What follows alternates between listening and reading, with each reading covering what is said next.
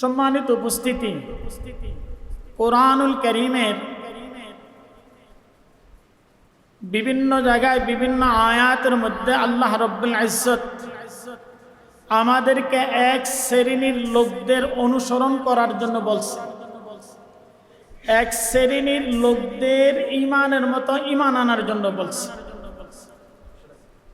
সূরা তাওবার 100 নম্বর আয়াতের মধ্যে আল্লাহ বলেন, ওয়াস-সাবিকুনাল আউয়ালুনা মিনাল মুহাজিরিনা ওয়াল আনসার, যে মুহাজির এবং আনসার যিনারা ঈমানের দিক থেকে অগ্রগামী। আল্লাহ বলেন কি, মুহাজির এবং আনসার সাহাবায়ে কেরামদের মধ্যে থেকে একটা দল যারা মক্কা থেকে মদিনা হিজরত করে গেছেন, ওনাদেরকে মুহাজির বলে। আনসার বলা হয় যারা মদিনায় থাইকা হিজরতকারী সাহাবায়ে কেরামদেরকে সহযোগিতা করছেন, তাহাদেরকে আনসারী সাহাবে বলে। তা আল্লাহ বলেন, ওয়াস-সাবিকুনাল আউয়ালুনা মিনাল মুহাজিরিন ওয়াল আনসার, সূরা তাওবা 100 নম্বর আয়াত, যে মুহাজির এবং আনসারদের মধ্য থেকে যারা ঈমানের দিক থেকে অগ্রগামী, ওয়াল্লাযীনা তাবাউহুম, এবং এই আনসার এবং মুহাজির সাহাবায়ে কেরামদের যারা অনুসরণ করে, অর্থাৎ এদের মতো ঈমান যারা আনছে, ঈমান আনার পরে কষ্ট ত্যাগ স্বীকার করছে বিহসান, একবারে খালেস ভাবে। আল্লাহ বলেন, রাদিয়াল্লাহু আনহুম ওয়া রাদু আন, আল্লাহ তাদের উপরে সন্তুষ্ট, তারাও আল্লাহর উপরে সন্তুষ্ট ছিল। সন্তুষ্ট কারা? কে? আল্লাহ। এবং যাদের উপরে আল্লাহ সন্তুষ্ট, তারাও কার উপরে সন্তুষ্ট ছিল? আল্লাহর উপরে। আল্লাহ বলেন, যালিকাল ফাওজুল আযীম, এটা হলো তাদের জন্য মহা একটা সাফল্য। এখানে আনসার এবং মুহাজির সাহাবায়ে কেরামদের মতো ঈমানের কথা, তাদের অনুসরণ কথা বলছে।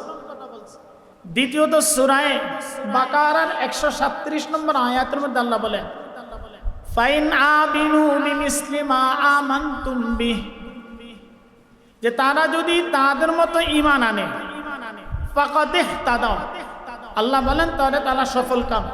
যারা সাহাবায়ে কেরামদের ঈমানের মতো ঈমান আনে, ওয়াইন তাওয়াল্লাও, আর যদি সেখান থেকে তারা মুখ ফিরিয়ে নেয়, আল্লাহ বলেন ফাইন্নামা হুম ফি শিকাক, আল্লাহ তাদের সাথে শত্রুতা করবেন।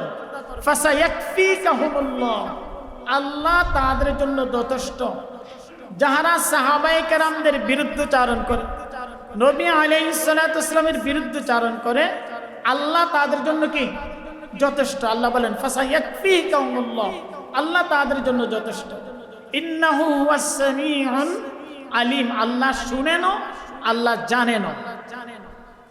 এই দুই আয়াত দ্বারা প্রমাণ পাওয়া গেল সাহাবায়ে কেরামদের ঈমানের তো ঈমান আনার জন্য বলছে। সাহাবায়ে কেরামদের মধ্য থেকে কিছু কিছু সাহাবী ছিলেন নবী আলাইহিস সালাতু ওয়াস সালামের অতি নিকটে, খুব কাছাকাছি। তিনাদেরকে বলা হয় খোলাফায়ে আরবা, চারজন খলিফা ছিলেন নবী আলাইহিস সালাতু ওয়াস সালামের, তিনাদেরকে খোলাফায়ে রাশিদিন বলা হয়। তো এদের মধ্যে থেকে ইসলামের তৃতীয় খলিফা হযরত উসমান রাদিয়াল্লাহু তাআলা আনহু ছিলেন নবী আলাইহিস সালাতু ওয়াস সালামের জান্নাতের একজন দোস্ত, বন্ধু। এটা হাদিস দ্বারা প্রমাণিত। উসমান রাদিয়াল্লাহু তাআলা আনহু সম্পর্কে কেন বললাম? যে উসমান রাদিয়াল্লাহু তাআলা আনহুকে 35 হিজরিতে, আজ থেকে 1412 বছর পূর্বে 35 হিজরি জিলহজ মাসের 18 তারিখে দিনের বেলায় কিভাবে শহীদ করছেন, শহীদ করার কারণ কি, কারা করলেন, এই সম্পর্কে আমাদের কাছে কিছু জানার দরকার। আজকের দিবসটা হলো সেই দিবস, 18 জিলহজ। এই হজের মাসে, হজের মৌসুমে নবী আলাইহিস সালাতু ওয়াস সালামের ইসলামের তৃতীয় খলিফা, যিনাকে আল্লাহর নবী জিন্নুরাইন বলছেন, আল্লাহর নবী বলেন, আমার যদি 1 মেয়ে না 2 মেয়ে না 100 মেয়েও যদি থাকতো আর একজন মারা যেত, তাহলে আমি আরেকজন, আমি ওসমানের কাছে বিবাহ দিতাম। ওসমান রাদিয়াল্লাহু তাআলা আনহুকে এতটুকু মহব্বত ভালোবাসতেন। আল্লাহর নবী সাল্লাল্লাহু আলাইহি সাল্লাম 4 জন সাহাবীকে এক হাদিস দ্বারা জান্নাতের সুসংবাদ দিয়েছেন। আর 10 জনকে আরেক হাদিস দ্বারা প্রমাণিত তিনি জান্নাতের সুসংবাদ দিয়েছেন। এর মধ্যে 7 জনের মধ্যে 3 নম্বর হলো হযরত উসমান রাদিয়াল্লাহু তাআলা আনহু। আমরা দ্বিতীয় খুতবায় বলি قال النبي صلى الله عليه وسلم ارحم امتي بامتي আবু বকর, তারপরে বলি হযরত ওমর, তারপরে হযরত উসমান, তারপরে হযরত আলীর নাম আমরা বলি। কেন? এদের উপর আল্লাহ বলেন, আল্লাহ এদের উপর রহম করো। যে উসমানকে কেন হত্যা করা হলো? উসমানকে, উসমান রাদিয়াল্লাহু তাআলা আনহু ইসলামের প্রাথমিক যুগে 35 কি 37 বছর বয়সে যখন আল্লাহর নবী মুহাম্মদ রাসূলুল্লাহর দোস্ত আবু বকর ইসলাম ধর্ম গ্রহণ করলেন, করার পরে গলা লম্বা করে তিনি যখন কোরআনুল কারীম তেলাওয়াত করতেছিলেন, উসমান কোরআন তেলাওয়াত শুনলেন, জিজ্ঞাসা করলেন এটা কি পড়ো? কোরআন। কইতে আইছে? কয় মুহাম্মদ সাল্লাল্লাহু আলাইহি ওয়াসাল্লামের নাযিল হইছে। কয় তুমি কি ধর্ম গ্রহণ করছো? হ্যাঁ করছি। উসমানকে আবু বকর দাওয়াত দিলেন দিনের। উসমান রাদিয়াল্লাহু তাআলা আনহু মুসলমানদের মধ্যে থেকে 5ম নম্বর তিনি ইসলাম ধর্ম গ্রহণ করে ফেললেন। তিনি কয় নম্বরে? তিনি 5ম নম্বরে ইসলাম ধর্ম গ্রহণ করার পরে আল্লাহর নবী সাল্লাল্লাহু আলাইহি সাল্লামের হাতের উপর হাত দিলেন। উসমান রাদিয়াল্লাহু তাআলা আনহু বলেন, আমার এই হাত যখন মুহাম্মদ রাসূলুল্লাহর হাতের স্পর্শ পাইছে তখন থেকে আমি এই হাত দ্বারা কারো প্রতি কোনো প্রকারের আঘাত করি না, কাউকে একটা থাপ্পড় দেই নাই। এমনকি আমার দেহের কোনো লজ্জাস্থান, যে অঙ্গটা খারাপ, ওই খারাপ বলতে হলে যে অঙ্গটা দিয়ে পায়খানা পেশাব বের হয়, ওই অঙ্গের হাত আমি আমার এই ডাইন হাত ব্যবহার করি নাই, কারণ এই হাতের সাথে আল্লাহর নবীর হাত স্পর্শ লাগছে। হযরত উসমান রাদিয়াল্লাহু তাআলা সম্পর্কে আল্লাহর নবী বলেন যে প্রত্যেক লিকুল্লি নবিয়্যুন রফিকুন, প্রত্যেক নবীর একজন দোস্ত থাকবে জান্নাতে। আর আল্লাহর নবী বলেন ওয়া রফিকি ফিল জান্নাহ, আর জান্নাতের মধ্যে আমার দোস্ত হলো হযরত উসমান রাদিয়াল্লাহু তাআলা। জান্নাতে নবীর দোস্তকে হযরত উসমান রাদিয়াল্লাহু তাআলা। হযরত উসমান রাদিয়াল্লাহু তাআলা কে প্রশ্ন করা হলো, আচ্ছা আপনি এত কুমারী মেয়েদের মতো এইভাবে লজ্জাবতী অবস্থায় কিভাবে চলে? আমি যখন বালেগ হইছি, বালেগ হওয়ার পর থেকে আমি কোনোদিন গোসলখানার ভিতর আমি কোনোদিন উলঙ্গ হইয়া গোসল করি নাই। আমি কোনোদিন, কেন? ফেরেশতারা লজ্জা পাবে, এই জন্য আমি উলঙ্গ হই নাই। আমার দৃষ্টি কোনো খারাপ দৃষ্টি জিনিসের প্রতি দৃষ্টি পড়ে নাই। হযরত উসমান রাদিয়াল্লাহু তাআলা আনহুকে কেন? এরা নবীর সরাসরি ভাবে নবীর তারা কি পাইছেন? সুহবত পাইছেন। 4 জন সাহাবী। নবী আলাইহিস সালাতু ওয়াস সালাম সত্যবাদী ছিলেন, আবু বকর সিদ্দিক হইছেন, নবী করিম সাল্লাল্লাহু আলাইহি সাল্লাম ন্যায়পরায়ণ ছিলেন, ওমর রাদিয়াল্লাহু তাআলা আনহু ন্যায়পরায়ণতাকে গ্রহণ করছেন, হুজুর সাল্লাল্লাহু আলাইহি সাল্লাম দানশীল ছিলেন, হযরত উসমান রাদিয়াল্লাহু দানশীলতাকে তিনি গ্রহণ করছেন, হযরত নবী করিম সাল্লাল্লাহু আলাইহি সাল্লাম বাহাদুর ছিলেন, হযরত আলী রাদিয়াল্লাহু তাআলা এই বাহাদুরিটাকে তিনি গ্রহণ করছেন। 4 জন খলিফা 4টা জিনিসকে তিনারা খুব মজবুত আকারে ধরছেন। একদিনের ঘটনা শুনেন, লম্বা অনেক কথা। হযরত উসমান রাদিয়াল্লাহু তাআলা আনহু নবী করিম সাল্লাল্লাহু আলাইহি সাল্লাম একদিন তিনার ঘরে বসা, ঘরের ভিতরে মানুষ যখন বসা থাকে স্বাভাবিক অবস্থায় কারো টাকনুর উপরে কারো শোয়াত অবস্থায় থাকলে, আল্লাহ নবী মুস্তাজিয়ান সব অবস্থায় ছিলেন, টাকনুর উপর, হাঁটু না। অনেক সময় দেখা যায় লঙ্গি টাকনুর উপরে থাকে সব অবস্থায় থাকলে, আবার আমাদের তো হাঁটুর উপর অনেক সময় উঠে যায়। তো নবী আলাইহিস সালাতু ওয়াস সালামের টাকনুর উপরে কাপড় উঠা। হুজুরের শ্বশুর হযরত আবু বকর আসলেন, সালাম দিলেন, অনুমতি চাইলেন, নবী সাল্লাল্লাহু আলাইহি সাল্লাম অনুমতি দিলেন। আল্লাহর নবী শুয়া শুয়া ফাতাহাদ্দাসা, তার লগে কথা বলছেন। শুয়া শুয়া নবী করিম সাল্লাল্লাহু আলাইহি সাল্লাম তার সাথে কি বলছেন? কথা বলছেন। পরবর্তী সময় আবু বকর গেল, হযরত ওমর রাদিয়াল্লাহু তাআলা আনহু আসলেন। হযরত ওমর রাদিয়াল্লাহু তাআলা আনহু অনুমতি চাইলেন, অনুমতি দিলেন। তিনার লগে তিনি ফাতাহাদ্দাসা, তিনি কথা বললেন, কিন্তু কাপড় উঠান নাই।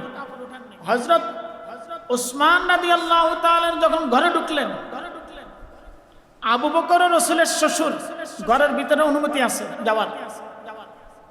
হযরত ওমর রাসূলের শ্বশুর, ঘরে যাওয়ার অনুমতি। ওসমান হলেন মেয়ের জামাই, তিনিও যাওয়ার অনুমতি। এখানে সবাই পর্দার মধ্যে, অর্থাৎ ওনার মাহরাম।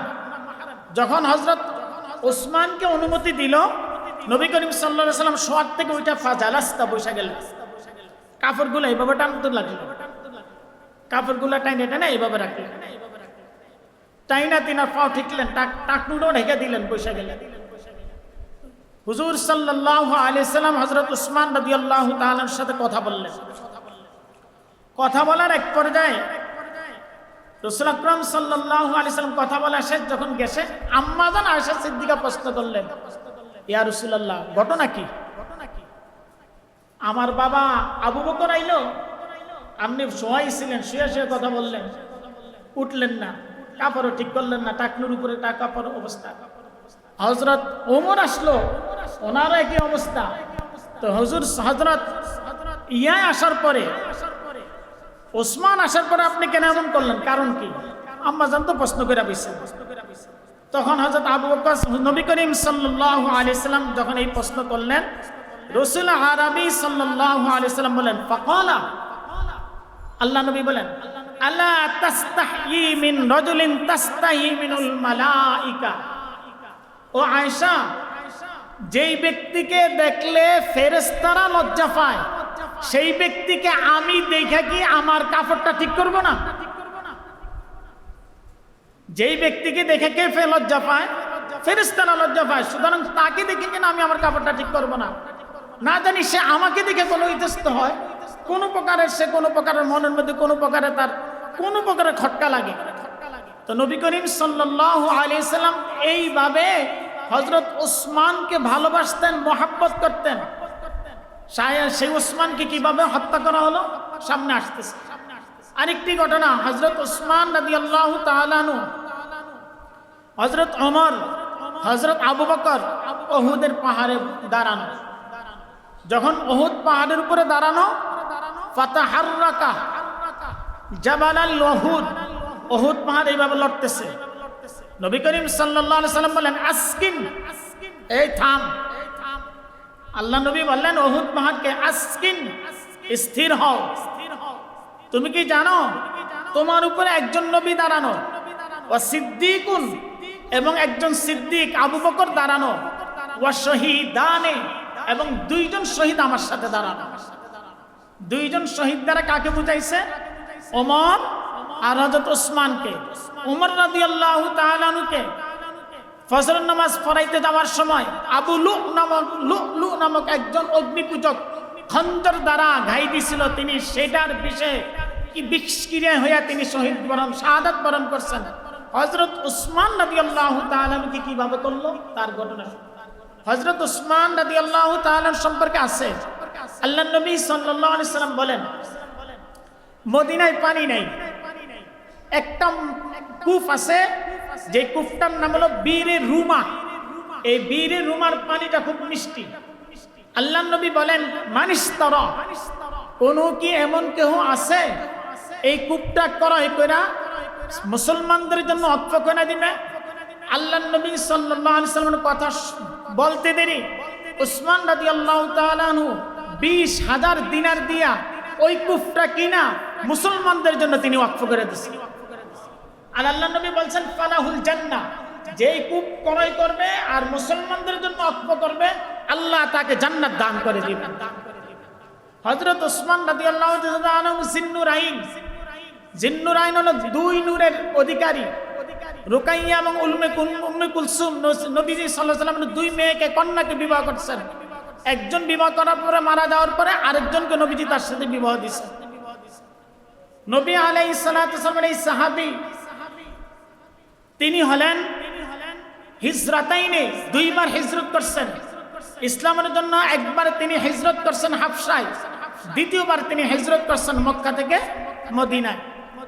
সেই ওসমান রাদিয়াল্লাহু তাআলা আনহুকে 35 হিজরিতে হজের মৌসুমে সাহাবায়ে কেরামরা যখন মক্কায় চলে গেছেন হিজরত হজ করার জন্য, মদিনায় যখন কিছু সংখ্যক সাহাবায়ে কেরামরা অবস্থান করতেছেন, এমতো অবস্থায় কুফা, বসরা, শাম এ সমস্ত এলাকার থেকে কিছু বিদ্রোহী বাহিনী মুসলমানদের মধ্য থেকে আব্দুল্লাহ ইবনে সাবা মুনাফিকদের লিডার এবং ইয়াহুদীদের আপনার গুপ্ত ইয়াহুদীদের পরামর্শ অনুযায়ী উসমানকে শহীদ করার জন্য তারা মদিনায় উপস্থিত হয়ে গেছে। মদিনায় যখন উপস্থিত হলো উসমান রাদিয়াল্লাহু তাআলা তিনি তিনার ঘরে চলে গেলেন রোজার হালত। তিনি ওই সময় ওই দিন রোজা ছিলেন না। এমত অবস্থায় আমিরে মুআবিয়া রাদিয়াল্লাহু তাআলা চিঠি লিখলেন কর্কশ ভাষায়, উসমানকে বললেন, উসমান আপনি অনুমতি দেন আমি 7 শতাধিক মুসলমানদেরকে নিয়ে আসি এবং আপনাকে রক্ষা করব, আল্লাহ চাহে তো বিদ্রোহীদের হাতে আপনাকে ছেড়ে দিব না। উসমান বললেন যে না, মদিনায় আল্লাহর নবী শুয়ে আছেন, আমি চাই না এই মদিনায় রক্তারক্তি হোক। উসমান বললেন আমি চাই না মদিনায় রক্তারক্তি হোক। উসমান রাদিয়াল্লাহু তাআলা আনহু যখন ঘরের চতুর্দিক থেকে তার আব্দুল্লাহ ইবনে সাবা বিভিন্ন মুনাফিকদের লিডাররা একত্রিত হইয়া উসমান রাদিয়াল্লাহু তাআলা পুরো ঘরকে ঘেরাও করলো। এক পর্যায়ে আলী রাদিয়াল্লাহু তাআলা আনহু তিনার 2 ছেলে হাসান এবং হুসাইনকে হুজুরের নাতি 2 নাতিকে হযরত উসমান রাদিয়াল্লাহু তাআলা আনহু ঘরের দরজার সামনে পাহারাদার দায়িত্ব দিলেন। তোমরা দেখো, যুবকদেরকে বলে দিলেন পাহারা দাও। তারপর উসমানকে কোনো অবস্থাতে বিদ্রোহীদের হাতে ছেড়ে দিবা না। তাদের কথা কি যে উসমান রাদিয়াল্লাহু তাআলা খেলাফতের দায়িত্ব নেওয়ার পরে প্রশাসনিক রদবদল করছেন, এইটা হলো তাদের আসল মূল অজুহাত না। এই মুনাফিক তারাই যারা মুহাম্মদ রাসূলুল্লাহর খানার লগে বিষ মিশ্রিত করে মারতে চাইছিল। এই মুনাফিক এই ইহুদির তারাই যারা মুহাম্মদ রাসূলুল্লাহকে একাধিকবার হত্যা করার জন্য চেষ্টা করছে। এই মুনাফিক তারাই যারা হযরত আবু বকরের খেলাফতের সময় যাকাতকে অস্বীকার করছে। এই মুনাফিক তারাই যারা সব সময় হযরত ওমর রাদিয়াল্লাহু তাআলা ইনসাফের বিরুদ্ধে কথা বলছে, কিন্তু হযরত ওমরের কঠোরতার কারণে তারা ওমরের কাছে টিকতে পারে নাই। উসমান ছিলেন খুব লাজুক প্রকৃতির, সরল প্রকৃতির, এখন এসে তারা মাথা ছাড়া দিয়ে উঠছে। এক পর্যায়ে হযরত উসমান রাদিয়াল্লাহু তাআলা চতুর্দিক থেকে মদিনার যুবকরা যখন তারা পাহারাদারি দিতেছিলেন, তিনি রাত্রে বেলায় স্বপ্নে দেখলেন 17 জিলহজ রাতের বেলায় তিনি স্বপ্নে দেখলেন আল্লাহর নবী সাল্লাল্লাহু আলাইহি ওয়াসাল্লাম শহীদ তো আগেই বলছেন, ওই যে উহুদের ময়দানে পাহাড়ের উপরে দাঁড়ানোর পরে যে 2 জন শহীদ আমার লগে দাঁড়ানো। আল্লাহর নবী তো গায়েব জানেন না, কিন্তু আল্লাহ যা জানেন তা জানতেন। এক পর্যায়ে হযরত উসমান রাদিয়াল্লাহু তাআলা স্বপ্নে দেখলেন আল্লাহর নবী সাল্লাল্লাহু আলাইহি সাল্লাম, আবু বকর, ওমর তিনারা খাবার নিয়ে জান্নাতের মধ্যে বসে রয়েছেন। কি নিয়ে বসে রয়েছেন? খাবার নিয়ে বসে রয়েছেন। আর হযরত উসমানকে বলতেছে, উসমান তুমি আসলে আমরা একত্রে ইফতার করব, তুমি আসলে আমরা একত্রে ইফতার করব। হযরত উসমান রাদিয়াল্লাহু তাআলা আনহু এই স্বপ্ন তিনার স্ত্রী নালাকে বলছেন। তখন তার আগে কিন্তু হুজুরের 2 কন্যার ইন্তেকাল হয়ে গেছে। রুকাইয়া উম্মে কুলসুমের ইন্তেকালের পরে রাআলা নামক একজন নারীকে, মুসলিম নারীকে তিনি বিবাহ করেছিলেন। তখন তিনার স্ত্রীর কাছে তিনার এই কথাটা প্রকাশ করলেন। এক পর্যায়ে পরের দিন হযরত উসমান রাদিয়াল্লাহু তাআলা আনহুর ঘরের পানি বন্ধ করে দিয়েছে। যে উসমান মদিনাবাসীদের জন্য 20,000 দিরহাম দিয়া কিনা আপনার কি দিলেন, কূপ ফ্রি করে দিলেন, সেই উসমানের ঘরে এখন আর পানি যাইতে দেয় না। এক পর্যায়ে উম্মে হাবিবা হুজুর সাল্লাল্লাহু আলাইহি সাল্লামের স্ত্রী, উনি বললেন খবরদার পানি নিতে দাও, দেয় নাই। উম্মে সালমা বললেন পানি নিতে দাও, দেয় নাই। আম্মাজানদের কথা তারা অমান্য করলো। এইভাবে যখন চলতে লাগলো, উসমান রাদিয়াল্লাহু তাআলা আর দেরি না করে বাসের ছাদের উপর উঠলেন। বাড়ির ছাদের উপরে দাঁড়াইয়া তিনি বিদ্রোহীদের উদ্দেশ্যে কিছু কথা বলছিলেন। এই তোমরা কি জানো আমি কে? আমি তো সেই উসমান, যে উসমান আজ পর্যন্ত কারোর একটা হাত দিয়া, যেই দিন ইসলাম ধর্ম গ্রহণ করছি, এই হাত দিয়া কাহার উপর একটা আঘাত করি নাই। আমি তো সেই উসমান, কারোর প্রতি কোনোদিন জুলুম করি নাই। আমি তো সেই উসমান যার ব্যাপারে আল্লাহ নবী জান্নাতের সুসংবাদ দিয়েছেন।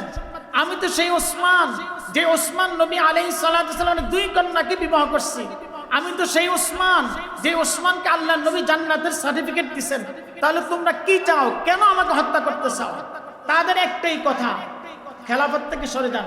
কিন্তু আল্লাহ নবী আগের দিন রাত্রেই তিনাকে স্বপ্নে দেখেছেন, উসমান তুমি তোমার এই খেলাফতের পায়জামা জামা তুমি খুলে দিবা না, তারা যদি খুলে নেয় তাহলে নিবে, কিন্তু তুমি খুলবা না। উসমান রাদিয়াল্লাহু তাআলা সবসময় লুঙ্গি পরতেন। ওই দিন তিনি জামা পরলেন, পায়জামা পরছেন। কারণ পায়জামা নবীজি যদিও লুঙ্গি পরতেন, পায়জামা পরা নবীজির সুন্নত ছিল, নবীজি এটাকে পছন্দ করতেন। এই জন্য নবীজির এই পছন্দ পোশাকটা তিনি ওই দিন পরলেন, জামা পরলেন। তিনাকে যখন বললেন আপনার কিছুই চাই না, আপনি খেলাফত থেকে সরে যান, আল্লাহর এই নবীর এই সাহাবী উসমান বললেন যে না। এই উসমান সম্পর্কে কি জানেন? কোরআন সূরা ফাতিহার মধ্যে কি বলছেন আল্লাহ? এই উসমান রাদিয়াল্লাহু তাআলার কারণে আল্লাহ তাআলা 1400 সাহাবায়ে কেরামদেরকে জান্নাতের সুসংবাদ দিয়েছেন। কয়জন সাহাবীকে? আরো জোরে বলেন, কয়জন সাহাবীকে? 14 জন সাহাবীকে আপনার জান্নাতের সুসংবাদ দিয়েছেন। ঘটনা শুনেন। লাকাদ রাদিয়াল্লাহু আনিল মুমিনিন, সূরা ফাতিহ 18 নম্বর আয়াত। লাকাদ রাদিয়াল্লাহু আনিল মুমিনিনা ইয ইউবায়িনাকা তাহতাশ শাজার। আপনারা জানেন জিলকদ মাসের 15 তারিখে আপনার বিদায় হজের আগের বছর আল্লাহ নবী উমরা করতে গেছিল। তখন হুদাইবিয়া নামক স্থানে নবীজিকে আটকে দিয়েছে, যাইতে দেয় নাই। আল্লাহ নবী ওসমানকে পাঠাইছে মক্কার হালত জানার জন্য। ওসমান একটু মক্কার অবস্থা দেয় না, আসো আর এদেরকে প্রস্তাব দাও, আমার মনের খায় শুধু আল্লাহর ঘরটা একটু কি করা, একটু খালি একটু জিয়ারত করা, তোয়াফ করে সায়া করে চলে যাবো, উমরা করে চলে যাবো। এদিক দিয়ে সংবাদ প্রসিদ্ধ হয়ে গেল যে কাফেররা ওসমানকে হত্যা করছে। নবীজির কাছে এই কথা যখন আসলো, নবীজি করলেন কি? ওই কথাটা আল্লাহ বলতেছেন, এই যে ইবায়ুনাকা তাহতাশ শাজারাতি, একটা গাছের নিচে সাহাবায়ে কেরামদেরকে 1400 সাহাবায়ে কেরাম ছিল, এদের হাতের উপর হাত দিয়া বায়াত গ্রহণ করলেন যে আমরা যতক্ষণ পর্যন্ত ওসমানের হত্যার প্রতিশোধ না নিব ততক্ষণ পর্যন্ত আমরা এখান থেকে যাব না। আল্লাহ করলেন কি? এই যে বায়াত নিলেন সাহাবায়ে কেরামদের কাছ থেকে আল্লাহ নবী, আল্লাহ তাআলা তার এদের এই বায়াতটাকে, নবীর এই বায়াতটাকে পছন্দ করলেন। কোরআনের আয়াত নাজিল করলেন যে যারা গাছের নিচে বায়াত গ্রহণ করছে আল্লাহ তাদের উপরে সন্তুষ্ট। ফানজালাস সাকিনা, এদের উপর আল্লাহ রহমত নাজিল করছেন। এবং শুধু তাই নয়, তাদের অন্তরের খবর আল্লাহ জানেন। ওয়া আসাবাহুম ফাতহান করিবা, অচিরেই আল্লাহ মুসলমানদেরকে বিজয় দান করবেন। এই বায়াতের মধ্যে যারা ছিল প্রত্যেককে আল্লাহ তাআলা জান্নাতের সার্টিফিকেট দিয়েছেন। এটা কার উসিলায় হলো? বলেন কার উসিলায় হলো? সেই উসমান ওই বক্তৃতায় এই কথাটা বলছিলেন। বলার পরিপ্রেক্ষিতে আর যখন কাজ হলো না, পিছনের দিক থেকে বিদ্রোহী বাহিনীরা দেওয়াল ভাঙ্গা উসমান রাদিয়াল্লাহু তাআলা ঘরে প্রবেশ করলেন। তখন উসমান রাদিয়াল্লাহু তাআলা কোরআনুল কারীম তেলাওয়াত করতেছিলেন, সূরা বাকারা। তেলাওয়াতরত অবস্থায় কোন হাদিস, কোন ইতিহাসবিদগণ বলেন, হাদিস না ইতিহাসবিদগণ বলেন, ওসমানের দাড়ি মুবারকের মধ্যে ধরছিলেন। ওসমান রাদিয়াল্লাহু তাআলা বলছিলেন, সাবধান, এই দাড়িতে ধরছ, কাল কিয়ামতের দিবসে আমি মুহাম্মদ রাসূলুল্লাহর সামনে শিকায়ত করব, অভিযোগ দেব যে তুমি আমার দাড়িকে অসম্মানী করছো। দাড়ি ছেড়ে দিচ্ছে। এক পর্যায়ে ওসমানের উপর যখন আঘাত করলো, ওসমানের স্ত্রী আলা আয়েশা আঘাত থামাইতে লাগলো। তিনার হাতের উপরে দিল কুফ, যার কারণে হযরত ওসমানের স্ত্রী আলার হাতের আঙ্গুলগুলা কেটে পড়ে গেল। এক পর্যায়ে ওসমান রাদিয়াল্লাহু তাআলার গদ্দানের উপরে যখন তলোয়ার সরাইল, তিনার মাথা দেহ থেকে আলাদা হয়ে গিয়া রক্তের ফুটা সূরা বাকারার 137 নম্বর আয়াতের মধ্যে পড়লেন, যেখানে লেখা আছে ফাসায়াকফিকাহুমুল্লাহ, আল্লাহ শত্রুদের জন্য যথেষ্ট। ইতিহাসবিদগণ বলেন, যখন ওসমানকে যারাই শহীদ করছেন তারা এক একজন এক এক অবস্থা মারা গেছে। এক একজনকে আল্লাহ তাআলা কুকুরের মতো তাদের মৃত্যু দিচ্ছে। পানি পানি করে চিল্লাইছে, তাদেরকে যতই পানি পান করাইছে কিন্তু তারা পানি তার পিপাসা দূর হয় নাই। আল্লাহ কুত্তার মতো তাদেরকে মারছে। কেন? ওই যে তিনার পানি বন্ধ করে দিছিল এর পরামর্শ।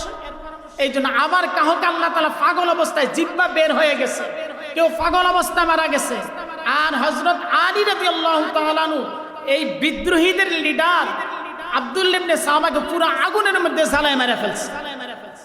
কারণ উসমান রাদিয়াল্লাহু তাআলা কি এই যে এই দিন আজ থেকে 1435 বছর পূর্বে, আপনার 12 বছর পূর্বে 35 হিজরিতে এই 18 জিলহজ হযরত উসমানকে মর্মান্তিকভাবে দিনের বেলায় কোরআন তেলাওয়াত অবস্থায় রোজার হালতে শহীদ করে ফেলছে।